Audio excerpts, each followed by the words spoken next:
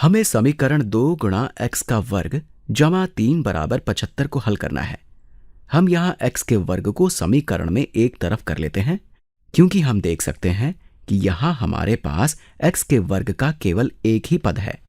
तो आइए इसे करने की कोशिश करते हैं। सबसे पहले हम इसे यहाँ पर दोबारा लिख लेते हैं।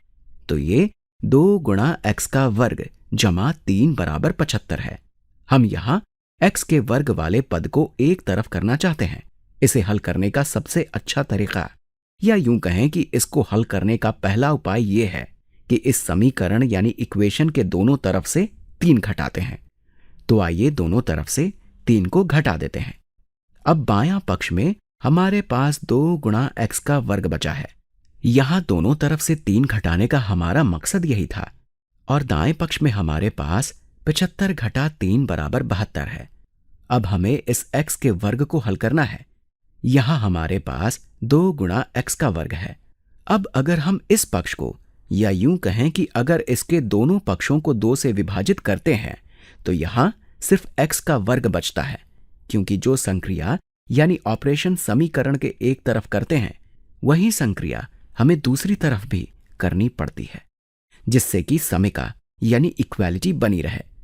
तो बायां पक्ष एक्स का वर्ग हो जाता है और दायां पक्ष 72 बटा 2 बराबर 36 हो जाता है। अब हमारा समीकरण एक्स का वर्ग बराबर 36 बन गया है। एक्स को हल करने के लिए हम दोनों पक्षों का धनात्मक और ऋणात्मक वर्गमूल यानी स्क्वायर रूट लेते हैं। तो हम कह सकते हैं कि धनात्मक, या फिर हम इसे ऐसे भी कह सकते हैं कि अगर हम समीकरण के दोनों पक्षों का वर्गमूल लेते हैं तो हमें x बराबर धनात्मक या ऋणात्मक वर्गमूल 36 मिलता है, जो धनात्मक या ऋणात्मक 6 के बराबर है। तो आइए इसे यहां दूसरे लाइन में लिखते हैं। x बराबर धनात्मक या ऋणात्मक 6 है।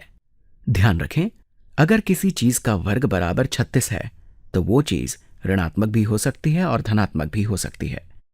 हम इसे प्रधान मूल या ऋणात्मक मूल भी कह सकते हैं।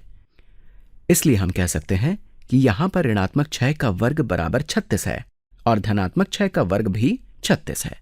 तो अब हम इन दोनों संख्याओं को इस मूल समीकरण में रखकर इसे सिद्ध कर सकते हैं। चलिए देखते हैं। 2 गुणा 6 का वर्ग जमा 3 मतलब 2 गुणा 36 बराबर 72 जमा 3 बराबर 75 है। इसलिए ये सही है। और अगर हम यहां पर ऋणात्मक 6 रखते हैं तो इसका उत्तर भी वही आएगा, क्योंकि ऋणात्मक 6 का वर्ग भी 36 होता है। इसलिए ये 2 गुणा 36 यानी 72 जमा 3 बराबर 75 होगा।